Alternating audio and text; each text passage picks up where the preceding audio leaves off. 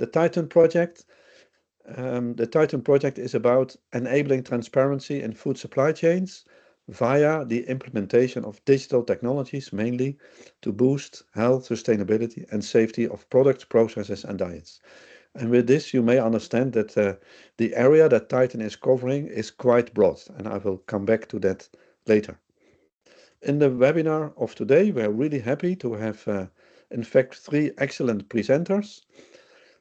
For the first presentation, we invited Paul Behrens from the University of Oxford to inform us about climate change, the energy transition, and the transition we also should have in the food system. And we also have Ixai and Sean that will explain us about the Very Fish project, which is about sustainability in the seafood industry. When you look at the agenda for today, I will give a short introduction, then we will have both presentations, then there's a short time for Q&A, and then we split up in 2 groups, one with Paul and one with Ixai and Sean. We prepared some questions for this, but it would be nice when it's an open discussion. At the end of the webinar, we will come back, we will report on the 2 discussions in the subgroups, and then the webinar is finished. As I tried to explain, the Titan project covers quite a broad area. When we look at what we are working with, we have identified 4 key expertise areas. One is enabling consumers to make informed food choices. And this has 2 aspects. One is more focused on food safety and food fraud and authenticity. And the other leg is more about informing and educating the consumer, and front of pack labeling is part of this. The third key expertise area is about the implementation of new technologies. In the title, we only mentioned digital technologies, but we also are developing rapid DNA-based detection methods. And we also, in the pilots we have within Titan, we have some, you could say, more sustainable technologies. And then for us, it's really important what we call to take the food system approach. So that's our 4th key expertise area. How to move towards a sustainable food system and to be successful in innovation. The webinar of today is about the key expertise area, facilitating supply chain sustainability. And this has several aspects. One is to focus more on environmental and social aspects apart from the economic ones, but also to focus specifically on economic support for SMEs. In the Titan project, we started with 15 pilots. At a later stage, via the open call, we added 8. And these pilots are mainly driven and managed by SMEs. So we are supporting via the Titan project about 20 SMEs in their R&D activities. These webinars are specifically organized for the Titan network of expertise. And it is possible for you, when it's not the case yet, to become a member of this network, which offers you a unique opportunity to be part of a collaborative community of experts, where you can actively contribute to topics like transparency, traceability, and innovation in the agri-food sector. And memberships of this network include to join this vibrant community, to stay informed and contribute. We plan to have some results from Titan shared earlier with the network than we shared with the general public, to expand your network, to have early access to information and multimedia, and together with us to shape the future of our food system. We bring out a newsletter every 3 months as the Titan project. Here you see some pictures of news items. We had last summer, we had a small paper about the setup and the design of the Titan project, entitled Transforming the Food System for a Sustainable Future. And in the recent newsletter, it was shown that Professor Maija-Liisa Erkkilä, she received an award from Finnish journalists. And this is because she, in the press, clearly explained the new Nordic nutritional recommendations. But as a result, she received quite some threats on social media. So I think it was a really nice act from the Finnish journalists to give her this award. And another news item is about the Titan project being showcased at the Food Shift Summer School. Then we, together with this newsletter, we send around a PDF with important scientific publications and reports in areas that we think are relevant for us. So in the last PDF that was sent around end of February, and you can sign up for this newsletter, and then you will receive the PDF. And when you sign up for the network of expertise, you automatically will receive the newsletter and the PDF. So there are two reports that are dealing with seafood. One is Copernicus Ocean State report, and there is a seafood database from Planet Tracker, and this organization has a very good reputation. And then I selected two topics that deal more with climate change, taking the lead on climate action and sustainable development by CETEX, and planetary health check and scientific assessment of the state of the planet by Planetary Boundaries Science. So all this type of information you can find in the PDF that is linked with the newsletter. We also have a weekly newsletter that we share on LinkedIn. We call it the Titan Weekly. Here we present, let's say, 4 to 6 news items per key expertise area. So it's informing the consumer, building sustainable supply chains, implementing new technologies, and following the food system approach. But we also present conferences that are upcoming that could be of interest. We present webinars that are in the coming weeks, and we also present opportunities, maybe some opportunities for students, opportunities for funding, surveys that can be filled in, all kind of stuff. It's always published on Tuesday afternoon around lunchtime. So this is from the latest Titan Weekly, which was placed on LinkedIn today. Our next webinar is planned for 8 April, and this is for the key expertise area, helping consumers to make informed food choices. We will have two presentations. One is by Saskia van Rut. She's a full professor in Dublin, and she will speak about the food fraud and the contribution of the new Horizon Europe project FCOP.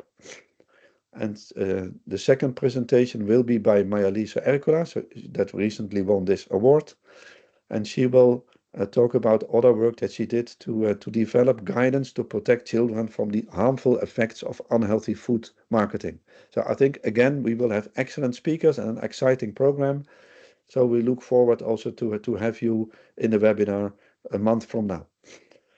This is what I wanted to share. I'll stop sharing, and then I'm really happy that I can give the floor to Paul, and I'm really looking forward to your presentation. Great, thank you so much, and lovely to join you today. I will just share the slides here. Here we are.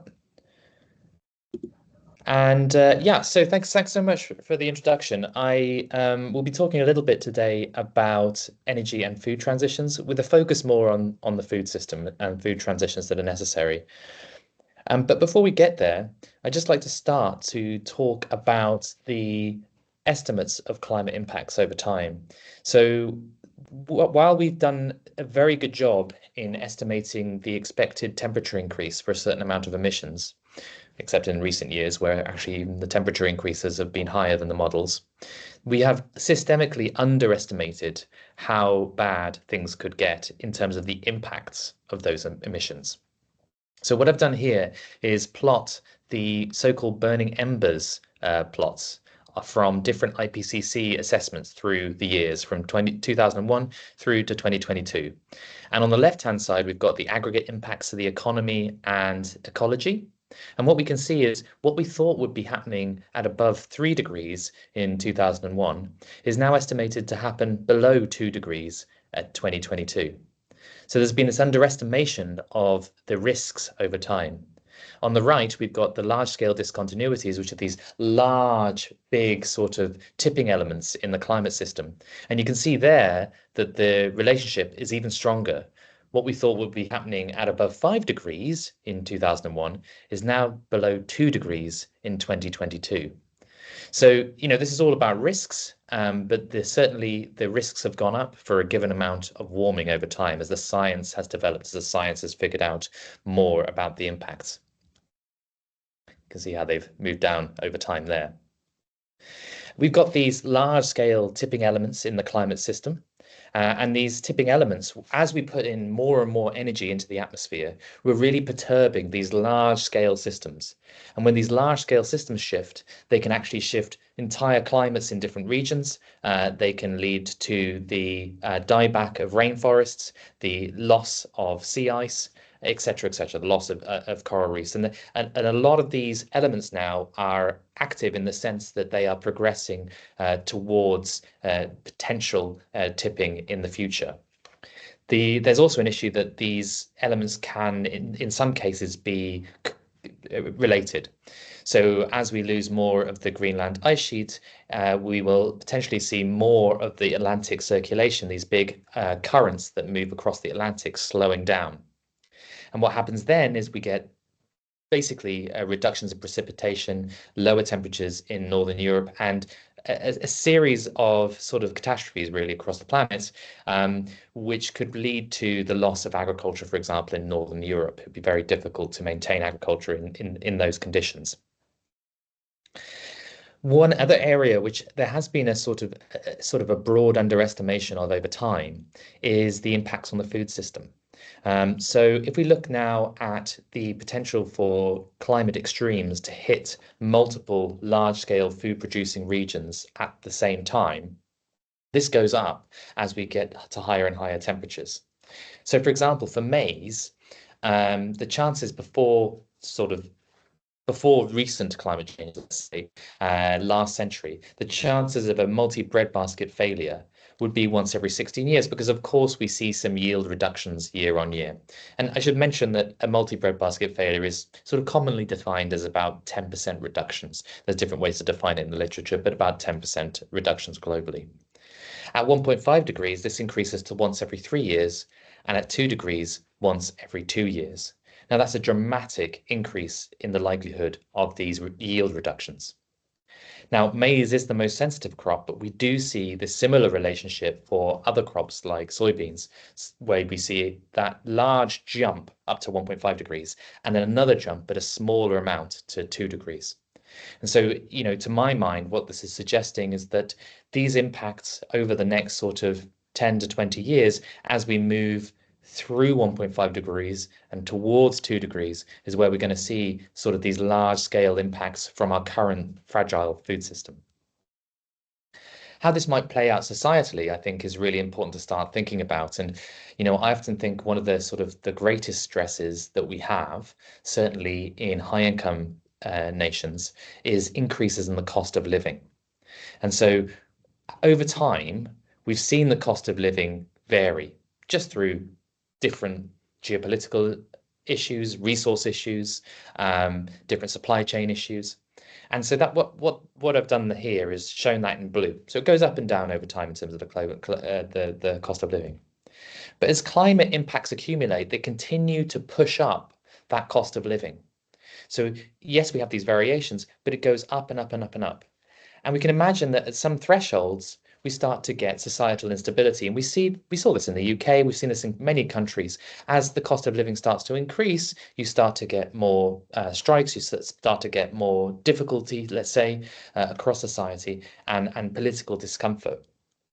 As we move up from strikes, we can imagine food riots. This happens often in middle and lower income nations when we start to have food price spikes. So, for example, during the food crisis of the 2007-2008 period, we saw food riots and political instability coming in as that cost of living increased. And one of the things I think is really important to highlight that the literature is now showing is that we're starting to see these effects coming out. So it's quite difficult to make these estimations, but some approximate estimates suggest that about a third of the recent UK food price inflation has been driven by climate change. Now that's quite significant if you imagine that third on top of the other inflationary effects. One paper out recently suggested that we could see between 1% and 3% food price inflation year on year on year by 2035, around that sort of period. So that's the sort of scale that we're talking about. Now, this is all very worrying because, of course, this then relates to this idea of a societal collapse in a sense, more and more stress in society, more and more political upheaval and instability. One could argue that, in many cases, we're already starting to see that. If you can say that a third of the recent food price inflation was driven by climate change in the UK, you can say that some of the strikes, some of the political discourse has been driven by that inflation. I think that's not too much of a stretch to say. So it's all quite a worrying picture. One thing I do really want to point out is that although we've systemically underestimated the impacts, we've also, to some extent, underestimated our agency in this issue, our ability to reduce temperatures, to reduce emissions.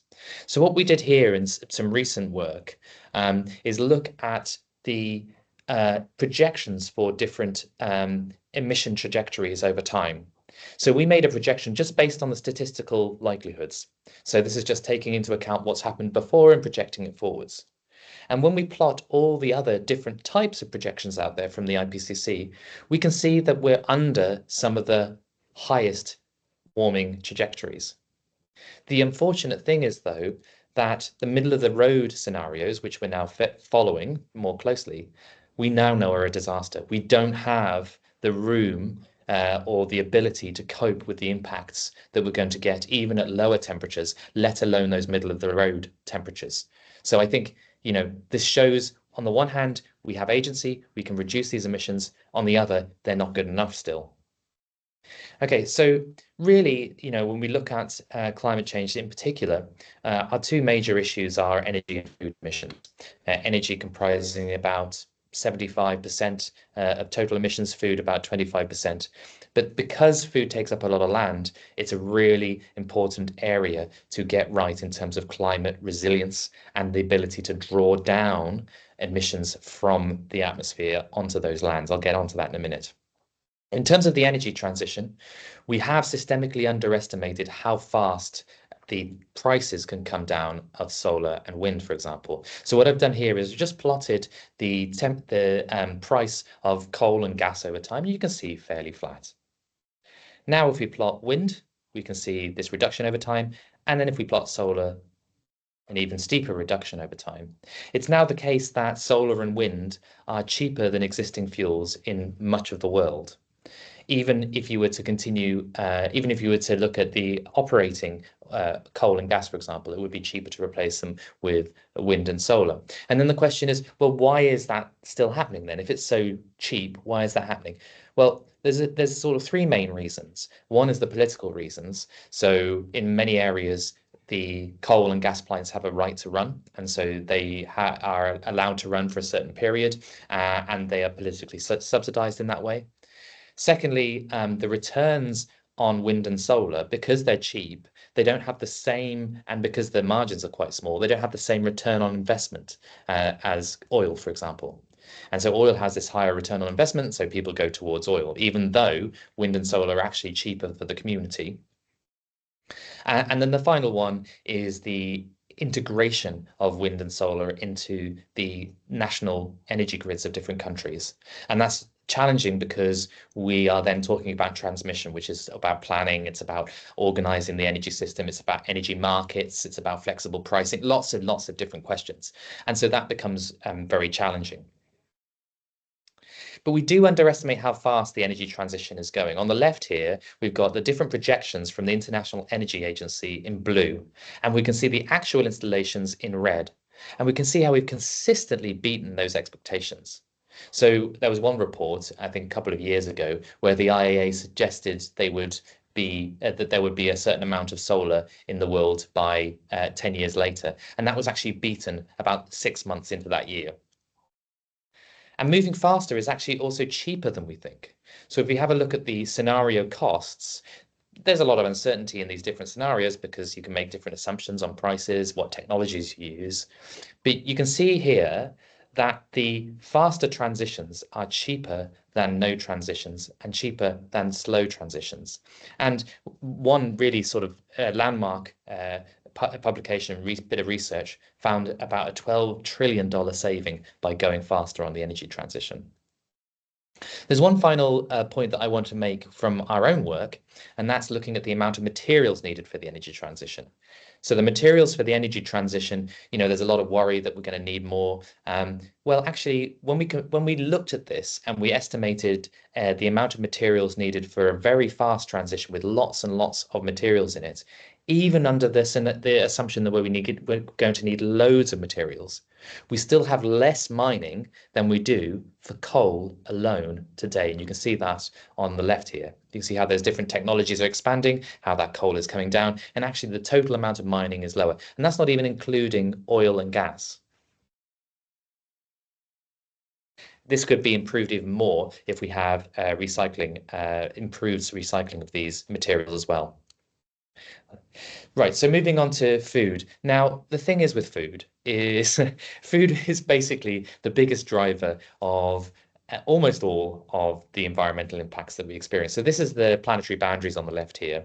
And food is the biggest driver, the second biggest driver of climate change, I should say, the biggest driver of biodiversity loss, the biggest driver of land system change, so how we use land, the biggest driver of freshwater use, the biggest driver of nutrient imbalances, which kills water life, the second biggest driver of ocean acidification, the second biggest driver of aerosol loading, and very high driver of novel entities. We don't know how much, but things like sort of microplastics.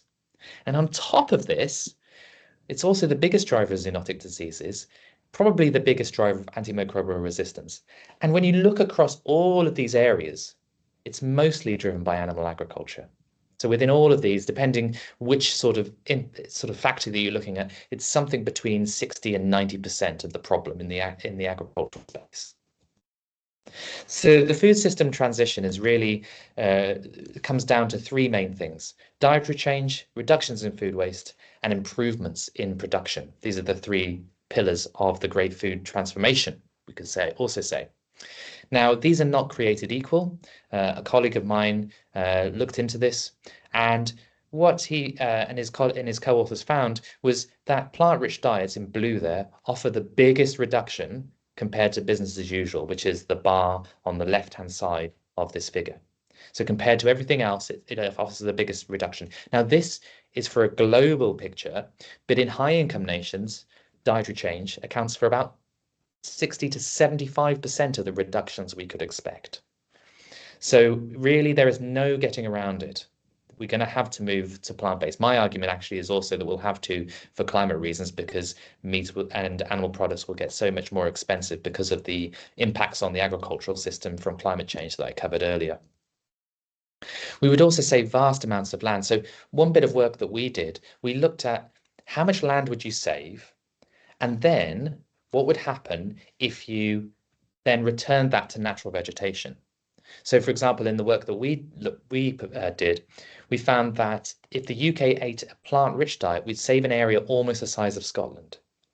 And if people in high-income nations ate a mainly plant-based diet, so you're not completely cutting out meat, you're eating meat, sort of a beef burger once every 2 weeks, and there's still milk and there's still eggs in the diet, but we modeled this diet which was, not completely cutting everything else. It's not, not vegan by any stretch of the imagination.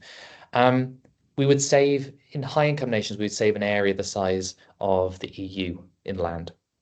And if we return that to potential natural vegetation, we would be able to draw down about 14 years of global agricultural emissions onto that land, let alone all the biodiversity, all the different opportunities from that.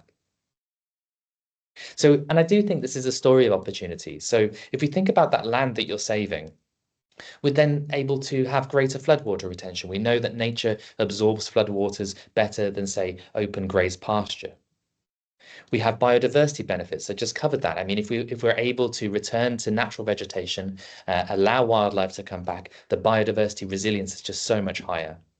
Better storm surge absorption. So as storms come in, if you're able to increase the amount of vegetation, it can absorb some of the wind speeds.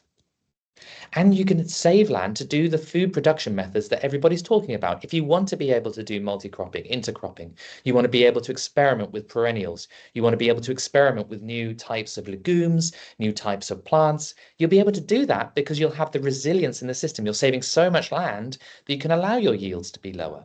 So it's a real story of opportunities, not of cutting things out. And as I say, greater food diversity. I'll skip this figure on the right here, just in the interest of time. But it's not a story of abstinence, it's a story of exploration.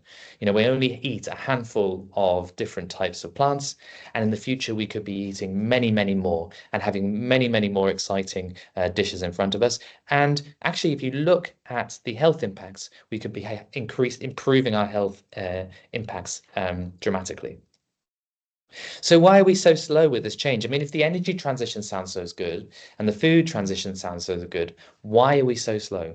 Well, you know, I do think this comes down to a little bit of heroes, villains here.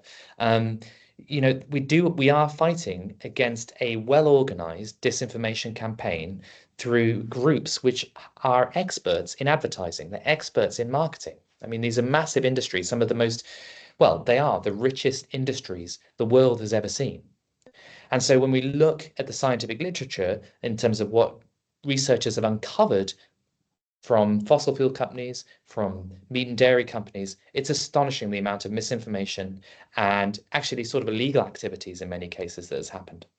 I think there's an increase now in the shift to meat and dairy and pushing back on plant-based diets from the industry. And they're very good at misinformation.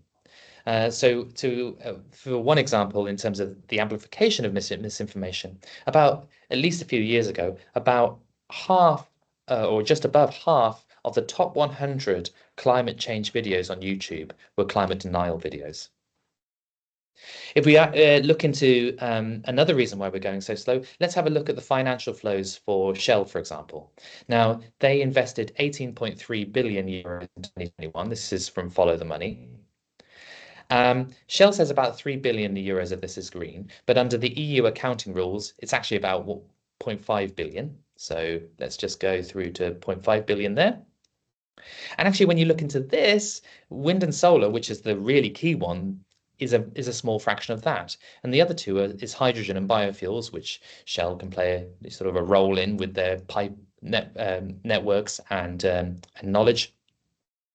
And carbon capture and sequestration, which again, you know, are not the technologies that we need to be deploying at scale now really, really fast. I mean, they are far more expensive, more risky, and it's not, you know, it shouldn't be the public that are shouldering the cost of this, and often it is.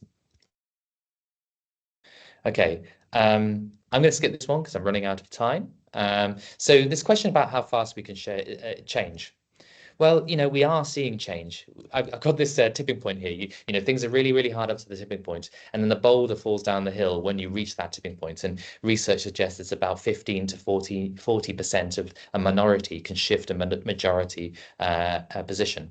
But you can see on the right-hand side here, I've got cheekily got Shell and JBS here pushing back against this tipping point, and that's what we're sort of, in many cases, the science is being distorted by those vested interests. But we are seeing change. We're seeing change in consumption, in meat consumption in Germany, in plant-based milk consumption in the UK, for example. We're seeing more legal cases. And, you know, for anybody who thinks that we can't see these large-scale systemic changes, you just have to look at a city like Amsterdam between, you know, the 70s to now and see how the city is entirely transformed from an uncomfortable city, not really built for humans, but built for cars, to something that's walkable, healthy, and far tighter social network, something we'll need in climate change and climate impacts. We also really underestimate our neighbours. So it turns out that support for green policies are actually about double what we actually think they are. And when we actually talk to people about what they would want in the UK Citizens Assembly, which is people from all sorts of backgrounds, people suggested that they would like to tax frequent flyers, to get rid of SUVs. So I think it's this really scary race between feedbacks. We've got these terrible feedbacks in climate, society, when we look at the autocracies and democracies around the world being pushed to breaking point by cost of living, inflation, you know, as I say, partly driven by climate change. and our ability to adapt. As we put more and more money into adaptation, we're putting less and less money into other sort of productive activities, other investments in society. And so that is going to cause a drag on society in terms of being able to keep up with the impacts of climate change while providing citizens a good standard of living. But we do have these good feedbacks, as I mentioned, technology before, society behavior, I just mentioned that, and legal action. Okay, so my last slide, I think given how scary the future looks, I think it's very important to be honest about that.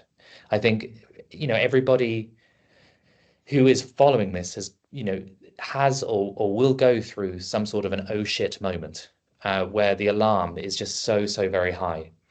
And I think it's, the role of researchers, investigators like ourselves, communicators like ourselves, to be honest with people, because people respect that honesty. But I think we also have to help people through those emotions and give solutions. So what do they actually look like? Both for reducing the emissions, but also with rolling with the punches of climate change, adapting to climate change. And then if we're able to act on that, that's how we build hope. We build hope through action. We don't just sit back and just hope that everything's going to be okay.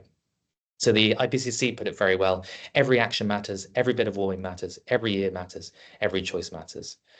And, I do think that, this is one of my favorite cartoons of all time, saying, what if it's a big hoax and we create a better world for nothing? Every action that we make for transitioning towards a more sustainable society will mean energy independence, rainforest, sustainability, green jobs, livable cities, clean air, etc. It will make such a big difference. And I covered a lot today, and that's why I wrote a popular science book. So just to mention my popular science book at the end, which has, a lot of the details and the facts that I just mentioned, and a lot more. It has paired chapters of pessimism and hope, looking at the future, looking at where we're going to and what hope we could have that we could thrive and not just simply survive. Okay, I'll leave it there and stop sharing. Thank you very much for your attention. Thank you very much, Paul, for an excellent presentation. Really interesting. I've seen some remarks in the chat, but first I'll give the floor to Ixai and Sean, and then you can present, and then afterwards we will have some questions. So the floor is yours, Ixai. Yeah, hello, thank you very much. First of all, let me apologize in the name of Sean. She's not going to be able to join us as she has been called for an emergency meeting in her organization. So apologize, it will be just me. So I'm representing Verifish project, and I'm going to present the Verifish indicator framework. But first, let me talk about the project. Verifish is a 2 years project focusing on the sustainability indicator framework to communicate responsible aquafood or seafood production and consumption patterns. And so we are 9 partners involved in this project, and our key objectives are to develop a comprehensive indicator framework, of which I'm going to introduce the initial stages of the development. And for that, we will create also innovative media products and tools, and we will promote best practices through European good practice recommendation by the development of a CWA. So the project is funded by the Horizon Europe grants and under Mission Ocean. So we are part of the missions of the European Commission, and the goal is to stimulate increased consumption of sustainable seafood by establishing a framework of verifiable indicators.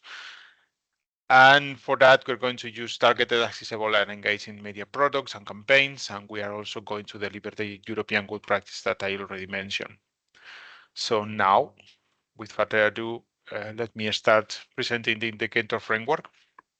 We are going to, the main goal of this indicator framework is to help simplify and standardize the communication about seafood sustainability, because we have seen that there's huge amount of information, but there is not an understandable way of doing it, unless there is not a standard for that. So we will try. The idea is to create an indicator framework that will help with those things. Also, the complexity of the industry might make it more challenging for producers and retailers to present clear, understandable information. And that limits the consumer's ability to make informed choices.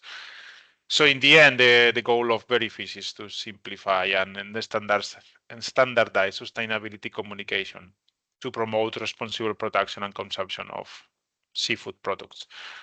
And for that, we think that we need sustainability indicators first, because as there is a lack of harmonized sustainability communication, as nowadays most part of producers communicate what they want, and they don't follow any kind of standard method that creates a lack or creates a feeling of abandonment in the consumers. So therefore, consumers and stakeholders struggle to assess the sustainability impacts of the products that they consume and that they sell. And we also think that there is a need for scientifically validated, measurable, and transparent indicators. And that's what we are going to do. For that, we have structured the framework into 3 key pillars that we have identified. So we are going to work with environmental indicators, social and economic indicators, and nutrition and health indicators. And also, we will all the data will go through a dual tier data system, on which we will use first publicly available data sources. Our main data sources are FAO, Eurostat, FishBase, and Eurofish data sources on both sustainable fisheries products and nutrition values. And afterwards, we will gather from industry stakeholders, we will gather value chain specific data that we will implement on the indicator framework. Regarding the key indicators that we have identified, we see first that both fisheries and aquaculture, they are so complex systems that we decided mostly not to just individualize them we decided to individualize them, sorry. So we are going to identify different kind of indicators for capture fisheries and different indicators for aquaculture. So for capture fisheries, we have identified stock status. So basically biological MSC, fisheries MSC for sustainability of fishing stocks, climate change impact. We are going to focus in CO2 emissions per kilo of fish landed. For ecosystem impact, we will focus mostly in bycatch and habitat destruction. And for governance and compliance, so this is the social science aspects of fisheries, we will mostly focus in different kind of management plans, governance structures, and also in the end, EU illegal, unreported, and unwanted catch fishing prevention. In terms for key indicators of aquaculture, we are going to observe sustainability factors as, for example, feed efficiency, habitat impact, and biosecurity.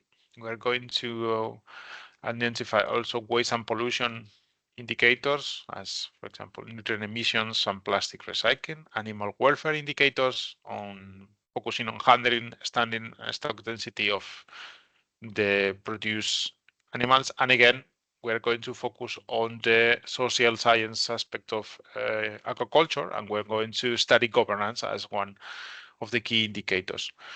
Both of the big fields that we have seen so far, so fisheries and aquaculture, they both mostly show environmental and social and economic indicators, and that's why. And that's because we decide that capture fisheries is capture and production of fish is one part, and afterwards nutrition will show an independent value also, because an independent frame and pillar, because mostly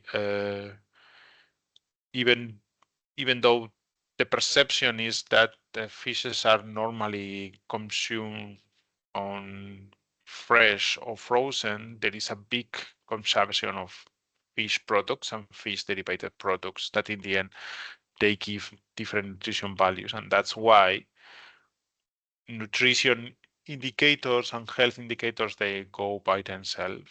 So the key indicators so far identified in nutrition, they are high quality proteins, omega-3 fatty acids, and essential vitamins and minerals. And we are going to focus in the public health impact that these ones they can have to support the target recommendation and the alignment with food security goals. So for all these indicators and to ensure the data quality and the reliability, we are going to, all the indicators, they follow the FAIR principle. So all the indicators, they need to be findable, they need to be accessible, they need to be interoperable, and they need to be reusable. And we are going to use an assessment criteria to evaluate each of the indicators. And in later stages of the project, these assessment criteria will help us to develop scoring systems for the indicators and also guidelines for the producers. So basically, the assessment criteria will be focused on the relevance, the accuracy, the transparency, the comparability, the actionability for stakeholders, and the cost efficiency for easy implementation of each of the indicators. And each of the indicators will be treated separately as one independent unit. And also, as part of the framework will be also treated under this kind of framework of assessment criteria. So what are we going to do next once that we have developed the indicator framework? The next things that we are going to do, as said, is we are going to refine, or we are going to research the different kind of scoring systems to see how we are going to, or how we can standardize a scoring system for the indicator framework or for each of the indicators individually. Afterwards, we will start in June the process of developing a good practice recommendations for seafood communication. And we will continue with the communication work that we have been doing through all the project and until the end. That the project ends in April 2026. So we have 1 year and 1 month left of project. We will integrate all the interactive tools and media for consumer engagement. We also are going to start doing workshops, and we will promote the relationship with other kind of projects like this one, like Titan. And so far, that's going to be the biggest work that we have left. And in case of the stakeholder recommendations, we recommend industry to use the indicators for transparency, policymakers to incorporate these indicators into regulations, and afterwards we will advocate for standardized sustainability information towards consumers and NGOs and the rest of stakeholders identified by the project. So basically, Verifish provides a science-based, transparent and actionable sustainability framework for the seafood sector, as we try to standardize the communication of seafood product sustainability. We would like to make a call to action, and we would like to use platforms as this one, as this kind of webinars to invite other stakeholders to collaborate with us and to help us to refine and implement these indicators. So for that, I would like to invite all of you to join our community of practice. You can follow that link, or you just can go to our webpage that I can type now just on the chat. I can left all the links there. Because we are going to start promoting and producing workshops on which we will we will test the efficiency of both the media products and the indicator framework, and also because we consider that this process cannot be only done by research, but it also needs to involve stakeholders that will test and that will prove that what we have developed is first actionable, and secondly is robust enough to be implemented in the European seafood sector. And thank you very much. Yeah, I think that we can go now to questions if there are any.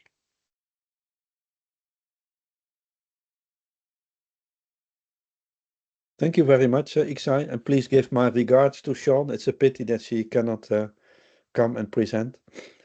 There was a question while Paul was presenting, and I think it was about references, scientific references. So maybe, I think it was Isabel making the remark, so maybe you can speak up.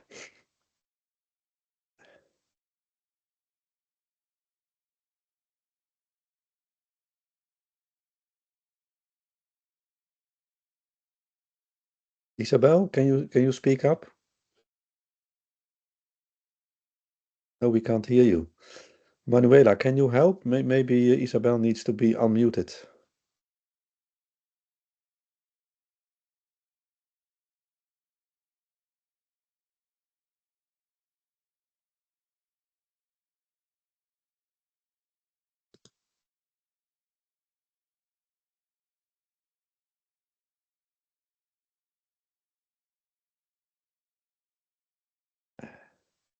Manuela, can you help, please?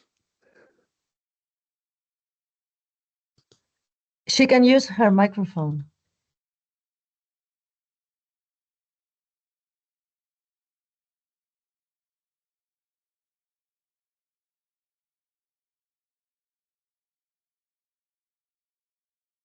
Well, maybe then we leave it with this. So Paul, there was a certain stage while you were presenting that there was a request for references. At the end of your presentation, you showed the book. So maybe you can explain a bit how it works, how well the documentation is behind your presentation. Sure, yeah. So the references are actually listed on each of the slides. So if you're able to see the recording afterwards, you'll be able to see which one it is. Either that, Isabel, you can also just say which one it was, whether it was the material requirements one. Oh, a third of climate change. Oh, you mean the? I can see the in the chat now. You mean food systems driving a? Oh, I know which one it is. It's the inflation one, driving a third of climate change. Yes, I can share that. Yeah, okay. I'll share that in the chat in a minute. I don't think I did actually put that one in the slides. And then I have another question for you, because the first time I heard your presentation, there was let's say a long list of things that were related to the food system, and then especially by animal agriculture. And then I think, for what I see, it's mainly about ruminants, but now we had you combined with a presentation about seafood. So maybe you can give a comment a bit on the type of animals that have the most of the impact on the food system. Sure. You mean myself? Yes. Yeah. Blue foods, are interesting in general. If you look at fish, for example, the impacts can be very high, depending on how they're produced for climate.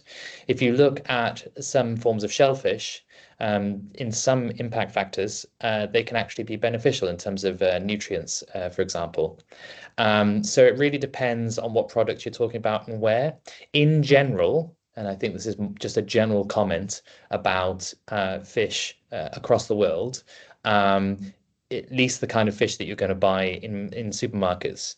In general, it's going to be much worse than plant products across many different impact factors, certainly for climate change, because often the fish are, you have to account for the diesel, the cold chain, and all of this adds up in terms of emissions. The thing is with ruminants is an interesting one. If you compare, say, ruminants to chicken, really, if you do have a protein transition from ruminants to chicken, for example, you're really trading one set of environmental issues for another set of environmental issues. So you're trading the land and the emission issues for zoonotic disease issues, antimicrobial disease issues, because you have so much more poultry in the same area, and you're also having a very, very high source of nutrients imbalances as well. So, for example, in the UK, what you see is a lot of bird feces and bird waste is actually polluting a lot of the rivers around the UK next to these industrially farmed facilities. And then the final point on that, of course, they require feed. And so both, pig and poultry facilities, which are intensive, require feed. So you've got that sort of monoculture angle as well. So really, you're just trading one issue for another issue if you move from ruminants to poultry. Yeah, then Isabel has another question. You would like to buy your book, but not from Amazon. So is this possible to do it via other channels? Absolutely. I'll put the links in. Isabel, if you type where you live as well, I could have a look. But yeah, I'll put some in the links in. Okay, thank you. Then Ixai, I have a question for you, because you mentioned interactions with stakeholders and recommendations for stakeholders. What kind of stakeholders have you currently identified in the Verifish project? Do you have a stakeholder board, for instance, with different categories? Can you explain a little bit? Yeah. Stakeholder identified by Verifish more or less cover all the possible groups that you might think of. Let me find the image that refines that. But yeah, so the project focused mostly in communicating things for the project focuses mostly in communicating things for producers, as we are going to all the materials that we are going to create or produce. They are basically directed to producers, as they are the ones that we think that they can support, and also they can start the change in seafood communication. And but through the producers, we are trying to target all the different kind of stakeholders that we can find in the European Union. Just give me 1 second. Now here. This also is related with the issue that the situation that both. Yeah. So. Too many things open.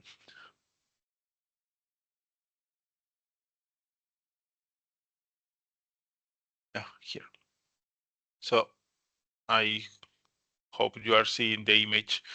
Yes. This is the main groups that we identify as stakeholders for Verifish.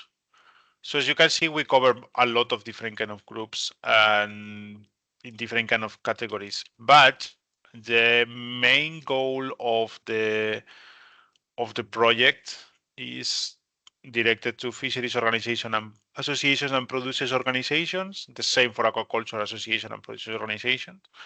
And afterwards, through them, we will try to reach all of the rest. As I was mentioning, Verifish is part of the same call together with another project. So we have a sister project that is called Mr. Goodfish 3.0 that comes from the French initiative of Mr. Goodfish. That's a long-lasting initiative to promote seafood consumption among citizens in France.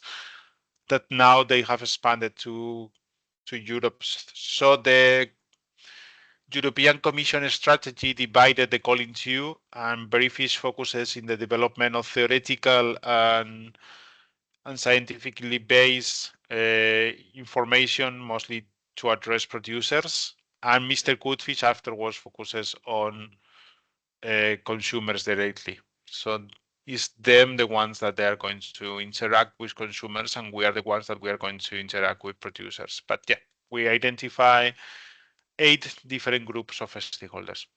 Yeah, thank you.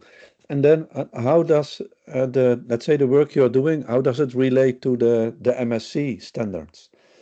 Because it's let's say it's not that you start with nothing, it's that there are running initiatives to let's say to regulate fisheries and to allow fishermen to communicate something to consumers. And for sure it can be improved. Is this also incorporated in your work? Do you work with them? I'm sorry, but I'm not the one that could answer that question, but I will try to answer it afterwards in time. We collaborate with them, but yeah, I don't have the details for that now. Because I think that is one of the few standards we have now, the MSc logo that you can have on some seafood that you buy. Yeah, it's true. And it's also true that we have their standards into account, but as far as I know, and perhaps I might be mistaken, those standards cannot be fully scientifically supported. So that's why I'm not sure if we are using them or not. That's something that Sean will be able to answer, but not me. Sorry. Yeah. Okay. Thank you. Yeah. Maybe it's a good moment now to split in 2 groups. So let's say half of the audience will be with Paul Behrens and me, and the other half will be with Ixai.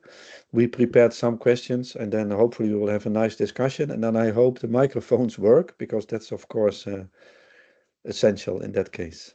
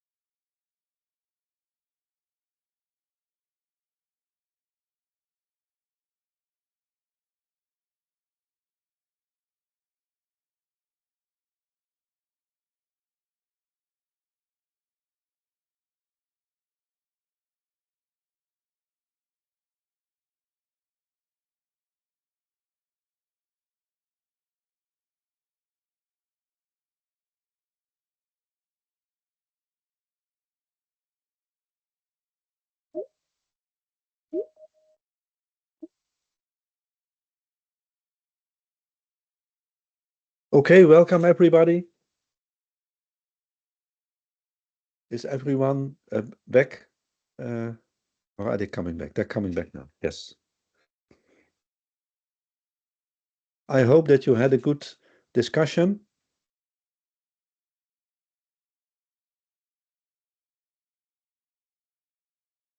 Yes. Ixai, can you update us on what you have been discussing in your group? Is that possible?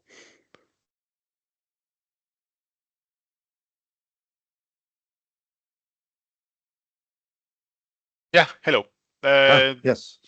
Yeah, I don't know what happened, but I just lost all the feature of Teams. But yeah, I can speak, so that's fine. We have been discussing aspects of sustainability in the seafood industry. So we tried to answer 3 questions. The first one was, which aspect do we consider to be essential when speaking of sustainable seafood? It is there has been a situation in which I realized that most part of us, we focus on discussing as it has been perceived as the future of seafood industry, mostly as fisheries is now apparently, according to the discussion that we had, a declining sector. So talking about aquaculture, the main aspects that we consider essentials regarding on sustainable seafood, their traceability and also welfare of the animals farm, and that we need to focus on the quality of the feed food that we give to those animals. So, and that also relates with the second question that we answered, that was what measure needs to be taken in order to be able to manage aquaculture sustainability. So the main measure that we identify is that we need just to focus in on revenue and focus on the welfare and the quality of the animals produced. That's something that perhaps in Europe we are more conscious about, but worldwide is something that still needs to be arranged. And we landed in the last question that was, what do you consider the most optimal way to share information about sustainable seafood with the consumer? Here we had a really interesting, we didn't answer the question precisely, but we have a really interesting discussion on the importance of educating children, that we need to educate future generations on the consumption of seafood products as a way to implement protein intake and also other kind of nutrients in the diet, and that if we do it sustainably, and that if the production of seafood is made sustainably, is one of the ways of the future to avoid food scarcity and other kind of issues. But we need to address these issues with children, as fish consumption is declining, mostly because society, at least according to European studies, understands fish product as something complicated to use and something complicated to eat and to cook. So that reduces the amount of fish intakes on the diet. So yeah, it was a really interesting discussion on these 3 topics. Okay, thank you very much. In last year in Bilbao, I met someone. She is leading the organization of small fishmongers in Spain, and she said that let's say the number of shops where you can buy fish is also strongly declining. So it's yeah, it's a development. So it's that there's also less for sale. So then also people will cook less with fish. Okay, thank you. Then in our group, we discussed, we had 3 questions. The first one was coming back to the presentation of Paul. What are the future expectations of the impact of climate change on the food system? So Paul repeated that, let's say the risks were typically underestimated. That's what he made clear in his presentation. And for instance, the chance that we would experience a temperature of 40 degrees was predicted a few years ago to happen maybe in 2080 with a chance of 0.16%, if I remember well, and it happened a year after. And I remember I was cycling to my work when it was 40 degrees, and that was quite unusual. But a few temperatures higher, and then a number of crops will get into trouble because that temperature will be too high for them. And this made a link with all the extreme weather events like floodings that can happen, and that can damage a crop entirely in a number of fields. It can be local, but still it can have a large impact on the total food system, on the total crops. So yeah, there are a number of things that may happen in the food system, and because of, for instance, these extreme weather events, we need to work on the resilience of the food system. And when you talk about solutions, it's really important that we, as stated by Paul, have less animals involved in food production. And I asked if it is about ruminants or other animals, and he explained that it's that, let's say, chicken have other disadvantages than cows, for instance. And that's for me important to know, because when you look at the graphs and you see, let's say, the impact in CO2 from different foods, then ruminants really stand out. But maybe when you look at other aspects, then other foods will have negative side effects. So another let's say solution could be to have much more variation in the crops that we grow, because we have lost or nearly lost a lot of the old varieties that we had in vegetables and fruits and cereals, and they can have properties that are really important for the future that we need when conditions are changing. So we have to keep these old varieties. And then Paul specifically mentioned legumes as really important in the, let's say, the dietary shift and how we can optimize the food system, because they fertilize the soil, they bind nitrogen, and they bring highly nutritious protein and some micronutrients to us. And of course, we can use green fertilizers, but at this moment we still have a problem with the production of artificial fertilizers, because they are made from fossil fuel, and this links the energy transition to the transition we need in the food system. And yeah, so what the third question that we did not reach was what is needed to let the protein transition take place faster. And well, my conclusion would be that authorities have to listen better to the scientists, to the information that we provide, so that they make decisions that are fact-based and that are good for our future. And then they have to think a bit longer term than the next elections. That would be my take. I hope I gave a good summary, Paul. I hope I didn't miss anything. Very good. Yeah. Yeah. Okay.